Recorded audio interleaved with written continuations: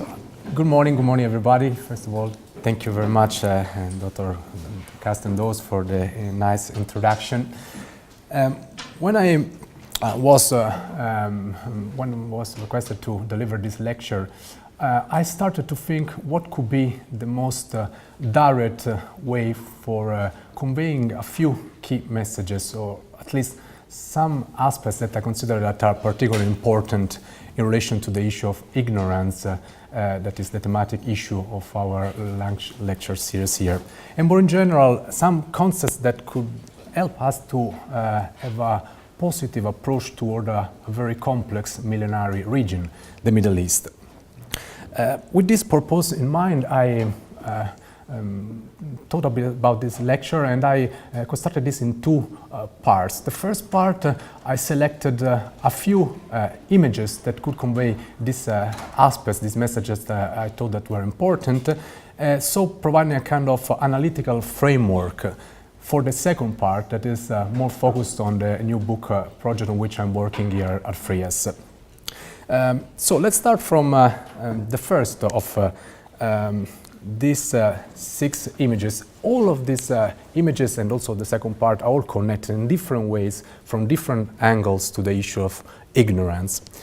This first, in this case a painting, I've chosen this in order to discuss about the issue of the relevance of symbols. So symbols that we very often use in order to approach this region, symbols that are taken sometimes for granted, somehow that are part of the region since time immemorial, and we tend often to ignore much of the background about these symbols. In this case, this painting refers to the Lepanto battle in 1571, one of the major historical battles between the so-called West and the East. If you, in this case, the vessels of the Christian Holy League were facing the fleets of the Ottoman Empire. If you happen to go to visit Rome and you happen to visit the Galleria Colonna, Marcantonio Colonna was the admiral of the fleets of the Holy League. You will notice that there are very big paintings made by mainly European painters, in which the Christians were depicted through these big crossed sails, of course because of the importance of the cross from a religious evocative perspective. The other, the enemy, was perceived through this, the crescent moon, so that you can see in these sails that are a little bit smaller in blue. The point, however, is that this other, the enemy, did not recognize, did not portray itself in any way through that symbol.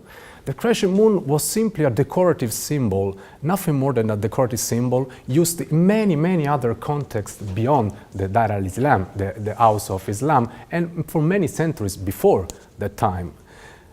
What happened is that with the passing of time, millions of people started slowly first to accept and then slowly to self-identify through a symbol that was imposed on them from outside in order to better grasp, understand, control, simplify that reality. We can broaden this issue to a number of other topics connected to borders, states, and many, many others. Here I've quoted Benita Parry, that is one of the leading scholars of post-colonial studies. Parry wrote that coercive power has often had a seductive turn. And this is very much the case. Very often a powerful actor entering a certain context, imposed a certain view, and at the end of the day, you see the local population started not only to accept, sometimes to fight, to spread blood in order to appropriate of an idea that was imposed in order to better understand and simplify that reality. And we arrive to the second image, very much connected to the first one, that is connected to the importance of concepts. We have seen the first one connected to symbols. I could have chosen many other symbols, so I thought that that one was a good example. In this case, we arrive to concepts. And once again, how much we ignore about concepts that we take for granted, that we assume that are part of the Middle East, that we continuously read expression about capital, citizenship, private property, and many other concepts like that, without putting them in context. In this case, I've chosen this image because I wanted to convey the idea of richness, through these colors. You can see in this case the dark green, the Shia components, the Sunni with the light green. We know that in the Islamic world, whatever that expression means, about 85% of the Muslims are Sunni, while about 12% are Shia. But this makes sense only if we consider countries that are very far away. For example, Indonesia, the biggest Sunni Islamic country in the world. If you stick just to the Middle East, the balance between Shia and Sunni is much more equal. What is important is that this region should not be perceived in any way just as an Islamic or Arab region. Here I've mentioned just few examples: Druze, Zoroastrians, Mandaeans, Yazidis, Jews, and many, many other groups. And what is relevant, and is the main points that I will admit with the second point of this analytical framework, is that these rich components started to perceive themselves in terms of minorities or majorities just relatively recently, just a little more than 100 years ago. You will never find any single primary source produced by the local population in the region, or for the matter from Western powers, Western observers, referring to the local composition in terms of minorities and majorities 110 years ago.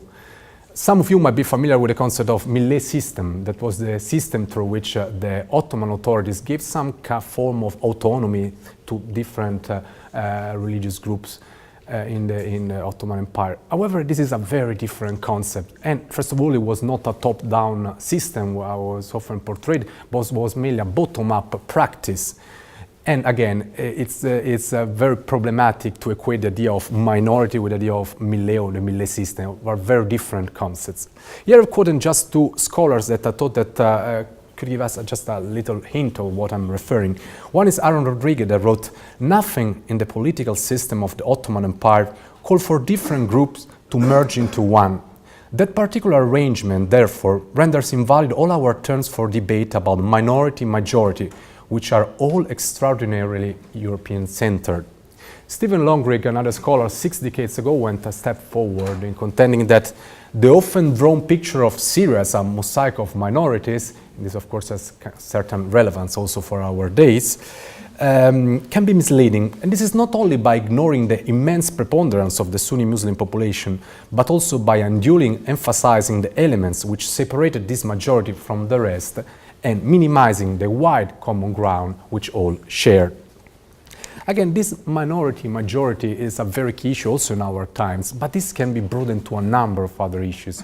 Just let's think about the issue of borders. One day you create a border between present-day Israel and Lebanon, and what was one day a merchant, after a few days could become a smuggler, a good could become a contraband, and all these concepts that could be created in a matter of few months. And this goes beyond this, the concept of capital. The concept of capital that we take for granted today. In Arabic, you say al-asima, the capital. Again, you will not find one single way of expressing this concept in classical Arabic. Of course, there are some ways of expressing the importance, the relevance of a certain city, Damascus, Jerusalem, but in its political administrative meaning, you will not find a single way of expressing this. Al-Asima, that is the concept that we know today in Arabic, in past times was simply the line that divided the ancient caliphates from the Byzantine Empire, nothing more than this. Did not have any whatsoever connection to the concept of today of present-day capital. And again, we can broaden this to the issue of citizenship, something so important in the West that goes back to the ancient Latin with the concept of cives, or the ancient Romans with the concept of cives, or the ancient Greeks with the concept of polites. Again, today we use the term in Arabic jinsiya. Jinsiya is a term, it's a concept that has been introduced relatively recently, again, in order to convey an idea that was important, that was relevant for the one that were coming, observing a reality from outside, but that for the locals, a very little meaning. So I think that we can draw two major lessons from these few points that I was making, from this second point that I was making. The first one is not that two different cultural universes cannot be compared, or that it's impossible to translate different contexts from different geographical areas, cultural contexts and so on, but just that from different cultural premises, human beings tend to draw very, very different cultural conclusions. And the second point is that the introduction of many of these concepts that we continuously read in the journals, often out of context and so on, were very much, of course, part of a process to redefine a local reality in terms that could be more suitable, more useful, more familiar to the eyes, in the eyes of the one that were coming from outside. The third point that I would like to make in this analytical framework connected to the issue of ignorance, and more in general and to the way of approaching the region, is connected to what I term as the relevance of the point of observation. Is so important. Is very important to. Sorry. It's. I think that it's so important to always keep in mind that also how we name a certain reality tells us very much about what we will ignore or on what we decide to pay more attention and so on. I've chosen this image, this map, among many others, could have chosen many others. In this case, it was a map that was produced by Heinrich Buntig, that was a German Protestant geographer, German Protestant pastor, that produced this map. If you see it, you can see in the center, this circle was written Jerusalem. From a perspective, Jerusalem was the center, in a way, center of the world. And you can see these leaves. By the way, this you can find still today in Safra Square in Jerusalem, and Jerusalem City Hall is very much there, very clear. You can find these leaves with Europe, Asia, and Africa. So this Jerusalem is the center of the world. This is the perspective of this Protestant pastor. If we broaden this and we refer to the way in which this region, roughly speaking, we can say Syria, Iraq, Jordan, present-day Palestine, Israel, the way in which this part of the world has been named by different actors tells us very much a lot on how different actors were looking at this reality and what they ignore about this reality. For instance, this part of the world was known among Assyrians and Persians as Ebernari. From their perspective, in this case it means beyond the river, is the Euphrates rivers. From their perspective, this part of the world was beyond the river, and the river was the Euphrates.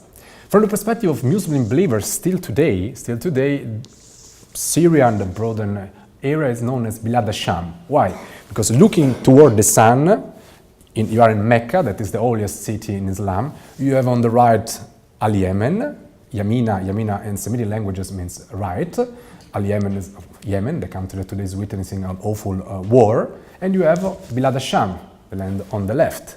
So this mirrors this a very religious-centered perception of the region. Again, Bilad Sham, Al-Yemen. From the perspective of the Crusaders, and they used to refer to this to the Autre Mer, so beyond the sea, in this case the Mediterranean Sea, from their perspective. While, for example, Levant, that is an expression that today is very much used, mirrors the importance of Italy. Italy in the 15th century, in the 16th century, the city-states like Venice, for example, were so dominant in commerce and so on that this expression, Levant, refers to Mediterranean lands east of Italy. And then you have the perception of the Middle East, that of course is the most well-known expression. You will read continuously, everywhere, in any book of the Middle East, or in any case 99% of the book, that Middle East is an expression that was invented by the British 100 years ago. This is not true. It's probably one of the most ancient ways to refer to this part of the world. It was already used by Orosius 1,500 years ago. It was referring to area of present-day Iraq, ancient Babylon. we have plenty of also Islamic sources, and by the way, was used also by Goethe. Middle Orient, it was used by Goethe in the 19th century due to the importance of Goethe in the European intelligentsia. Of course, this term became also quite popular at the time. But again, what is interesting here is to think about the perspective. Middle East, of course, is a Western-centric perspective. You are in Europe, this is the Middle East, so somehow it's a projection. But we have to be careful also about this, in the sense there are also many ways in which you have an Oriental-centric perspective. When you refer to the concept of Maghreb, from Maghreb, West, it means that you have a Western-centric perspective. You are in Egypt, you are looking, or you are in Israel or Palestine, you are looking toward West, and you have the Maghreb, how we tendentially refers to North Africa. And again, I could refers to many other ways of referring to this part, Mashrek, many other ways of referring to this part of the world. What is relevant in our discussion is that to keep in mind the importance of the point of observation when we discuss about what we know, what we are interested to know, and what we ignore willingly or unwillingly. The 4 points that I would like to make in this analytical framework is connected to something that for me has very strong relevance with ignorance, and it's connected to how human beings tend to forget about things. This image, these statues, you can find them in Dublin today, and this refers to the Great Famine in 1845, when about 1 million of Irish people died. Many others were obliged to leave their homes, many went to the US. At the time, the Sultan Abdul Majid offered to Queen Victoria to give to this distressed population 10,000 sterlings. The Queen Victoria refused these 10,000 sterlings because she said she promised them just 2,000 sterlings. So it would be unthinkable that someone could offer more than the Queen. So Abdul Majid accepted this, if you let me pass the term, this diktat, and accepted to send just 1,000 sterlings. However, secretly, he sent also 3 big ships full of food that arrived in the harbor of Drogheda. And Drogheda United is a football team that plays in the 2nd league in the Irish football league.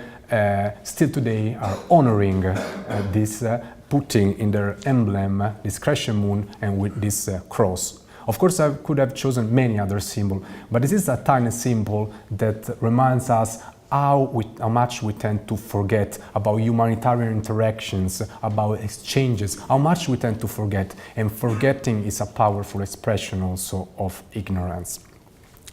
The 5th point, it's another important expression of ignorance is connected to the power of fear. Fear plays a very important role in the issue of ignorance, and particularly in reference to the Middle East, particularly in the frame of this issue of refugees that are coming in Italy, in Germany, and other countries, European countries. By the way, it's a very tiny percentage. The huge majority of the burden of this is taken by neighboring countries, Lebanon, Jordan, and so on. So I quoted 2 great scholars in this respect. Melville wrote that ignorance is the parent of fear, while Emerson pointed out that fear always springs from ignorance. I tried to convey this point through this image. This image refers to Yarmouk. Yarmouk is a Palestinian refugee camp in Syria. By the way, many of these people died in the months that where this picture was shot. And Yarmouk is one of the areas in Syria that has been affected the most by this war. This wave of desperation, I think that touches the shores of most of the people. Even if you're not interested in the Middle East, this touched something. And I think that perhaps the intellectual that was able to understand the most, to convey this point, was perhaps Zygmunt Bauman, that just a few weeks ago wrote that seeing people who have lost everything reminds us of our own vulnerabilities, how we could so easily lose our homes, our jobs, and our loved ones. I do believe that this is very true. It's somehow also this kind of image speaks also for our own vulnerabilities. And when we discuss this issue about refugees or the problems that are connected to this, there is also this dimension that should be considered. The sixth and final point in this analytical framework is perhaps a provocation. I asked, knowing too much, is knowing too much also an expression of ignorance? I don't consider this a provocation because I do believe that in a certain context, knowing too much is indeed or might result in a process of generating ignorance. In this case, I've chosen this map that was produced by Lord Kitchener, a member of the Palestine Exploration Fund. The Palestine Exploration Fund was a Protestant organization established in the 60s of the 19th century with the aim, quoting one of their documents, to go to the so-called Holy Land, to Palestine, and to provide the most definitive and solid aid obtainable for the elucidation of the most prominent of the material features of the Bible. They didn't have any whatsoever interest in the place connected to the New Testament. They were interested only in the place connected to the Jewish Bible, the Old Testament. This is partially can be explained by the fact that the places connected to the New Testament, known at that time, were already under the direct control of non-Protestant denominations, so under the control of Catholics, under the control of Orthodox, and so on. However, this can be explained with something deeper, with the intention to connect in many ways the Anglican Protestantism to the ancient Israelites and then to the concept of chosen people, and so to explain, to show how the ancient chosen people, the Israelites, in many ways were had been succeeded by the new chosen people, the British. Imposing these huge layers, biblical perspective, through this biblical Orientalism, these huge layers of history with a biblical perspective, ignoring millennia of pre-biblical history, also centuries of Islamic domination, it somehow was a form of imposing a certain reality, ignoring much of that local reality. And this went hand in hand with an attempt to identify symbols and also to identify well-defined borders. This tendency was made without paying attention to the local populations, mirroring what Beshara Domani, that is an historian from Brown University, defined as the amazing ability to discover a land without discovering the people. If you see this graphic, you can see that these terminologies used for this division, boundaries, and there are plenty of ways of expressing this concept of division. You will never find anything similar in Arabic or in Hebrew. Simply is not the case. It's something, this richness is something very important, and I think that languages really can explain also deeper meaning about a culture, or it's really the expression of something. So this is also something to take into account. So these six aspects, messages, the first one, the importance of symbols, so how much we tend to ignore about these symbols that we take for granted and to apply us to a certain reality, the importance of concepts, again, to the importance of putting context to deconstruct these concepts and to apply to a certain reality, the importance of taking account the point of observation that is mirrored in the way in which we address, we name a certain reality, how fast we tend to forgetting as an expression of ignorance, and then the power of fear as a direct expression of ignorance, and then knowing too much, applying layers of history. While I was speaking, for example, I was thinking about the Prime Minister, British Prime Minister at the time of the Balfour Declaration, Lloyd George, that said that he learned the name of the rivers and the mountains of the Holy Land through the Bible much before than the one in Wales, where he was born and he grew up. So imposing somehow these layers of history on a certain reality often brings with it a process of ignoring that reality. So these six aspects somehow are part of this analytical framework that are the pillars on which I'm building this new book project, on which I refer now briefly in the second part. And this book project is in many ways connected also to the issue of ignorance, of course, and it's focused on regional demographic trends. Just a few hints to understand on what I'm working, and how it's connected also to the 6 points that I made. Today, the war in Syria is pushing hundreds of thousands of Sunnis to leave the areas under the regime of Bashar al-Assad in direction to Lebanon, in direction to Jordan, with the aim of strengthening the local Shia but also Alawite components of the population. Bashar al-Assad, supported by Tehran, by Iran, stripped citizenship to a number of Sunni Syrian citizens, not renewing their identity cards or making the use of biometric documents compulsory. Biometric documents in a war zone, of course, are extremely difficult to be obtained. The regime also carried out systematic demolition of Sunni mosques, and also the repression of Palestinian refugee camps like the one in Yarmouk that we have seen before, and also granted citizenship to a certain number of refugees, Shia refugees coming from Iraq. It's difficult to say exactly how many in a war zone, but a number of Syrian refugees, of Iraqi refugees. As for Lebanon, Lebanon today hosts over 1 million, some say 1.4 million of Sunni refugees. Many of them are not registered. And this poses an existential threat to an already fragile country, and is already diminishing for the first time in the last decade the influence of Hezbollah, the Shia Islamist group. As for Iraq, the Islamic State is forcing hundreds of thousands of, in this case, of non-Sunnis to leave the area under their authority, in this case with the aim of creating a largely Sunni demographic reality, a goal that has been sometimes directly, sometimes indirectly supported also by Saudi Arabia. This and a number of other religious demographic trends are fostering a growing opinion among a wide number of scholars and also observers, and this is mirrored in a number of articles, academic and non-academic articles, about what has been termed as the ethnocentric stabilization of the region. For example, Joshua Landis, that is the director of the Center for Middle East Studies at the University of Oklahoma, pointed out that we are witnessing the rearrangement of populations to better fit the nation-state that were established after the First World War.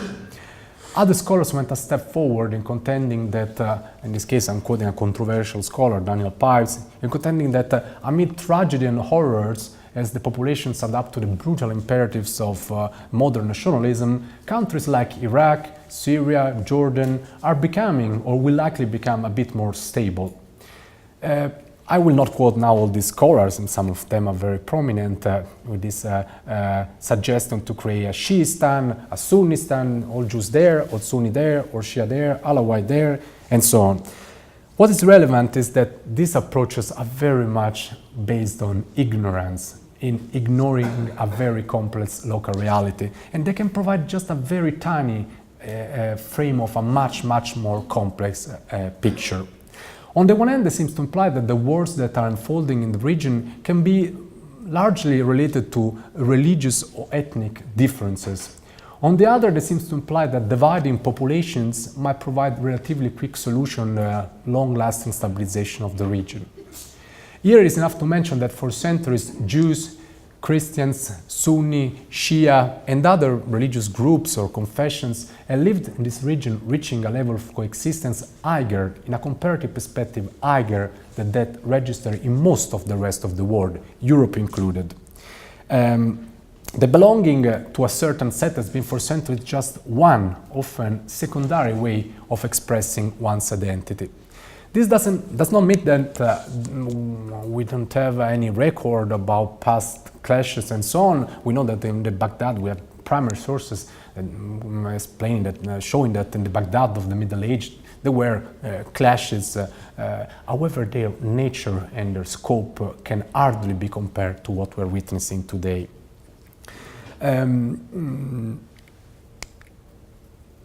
So, in this respect, I do believe that it's very important that we keep in mind that all these cleavages and these sectarian strifes that we are seeing in the region cannot be explained so much with these ethnic or religious aspects, and should much more be related to economics, to practical aspects, very much related to historical events, like, for example, the Iranian Revolution in 1979, the invasion of Iraq by the US in 2003, and also to more recent historical events like the Arab Spring, when local communities felt they didn't have anymore the social security in many respects, so they felt increasingly the need to look inward in search for protection.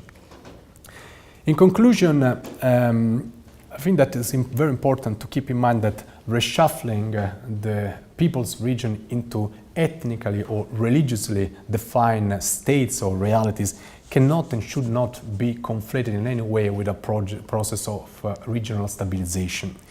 In this sense, the ongoing bloody stabilization of the region can be related to what Osama Magdissim, that an historian from Rice University in the US, defined as the medievalization of the Middle East.